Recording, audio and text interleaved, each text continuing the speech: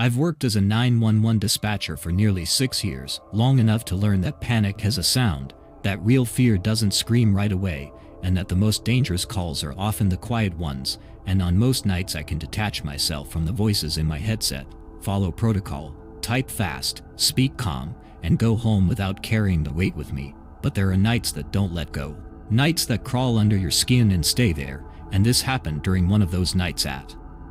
exactly 2:14 a.m. when a call came through on my console from a line that shouldn't have been active, and at first I assumed it was a routing error or a glitch in the system because old infrastructure sometimes behaves strangely, but when I glanced at the call details my breath caught in my throat because the timestamp read October 17, 1998, which made no sense because I was sitting in that room in the present day. But training kicked in and I answered anyway, saying, "911, what's your emergency?"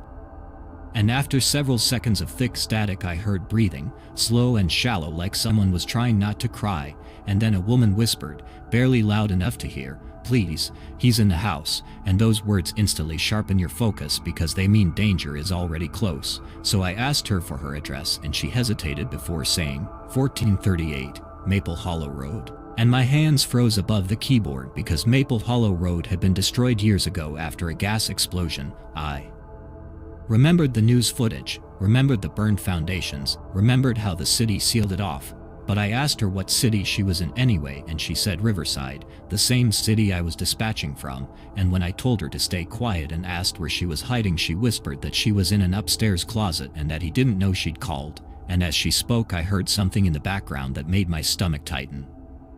Slow, heavy footsteps moving across a floor, stopping, starting again, and when I asked her who he was she went silent and the footsteps stopped too, and then a man's voice replaced hers on the line, calm and controlled in a way that made my skin crawl, and he said, "She shouldn't have called you," and before I could respond the line went dead, leaving me staring at a screen that showed no callback number, no location data, just a completed call that claimed it had come from 1998, and I tried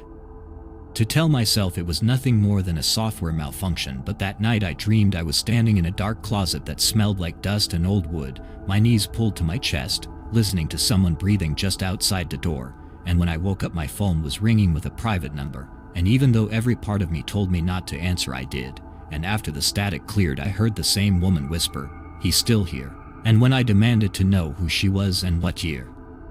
it was she answered, 1998, before the call abruptly ended. And I didn't sleep after that, and the next night at work I broke protocol and searched old archived records for Maple Hollow Road and found a report dated October 17, 1998, documenting the murder of a 26-year-old woman named Emily Carter whose body was discovered in an upstairs closet. The suspect listed as her husband who was never caught, and as I read the details my chest tightened because the description of the scene matched everything she had told me, and before I could process it the same call came through again on my console. Same line, same impossible timestamp, and this time the man spoke immediately and told me I shouldn't keep answering because I was confusing her and that she didn't understand she was already dead, and when I demanded to know who he was he said, almost casually, that he was the one who finished it, and as he spoke I heard a door creak open in the background followed by her screaming through the line, raw and desperate and close, and I ripped the headset off as the call disconnected on its own, logged as ended by dispatcher even though I hadn't touched anything, and that night I quit my job without explanation and tried to move on, but some things don't let you, and every year since then on October 17th at exactly 2:14 a.m. my phone rings from a private number, and sometimes it's her begging me to send help, sometimes it's him reminding me that help never came, and last night, for the first time, I heard my own voice on the other end of the line, calm and professional, saying, 911. What's your emergency? And that's when I understood that the call isn't reaching through time by accident, it's looping, replaying, dragging new voices into the same moment over and over again, and one day soon the voice answering that call won't just sound like mine, it will be me.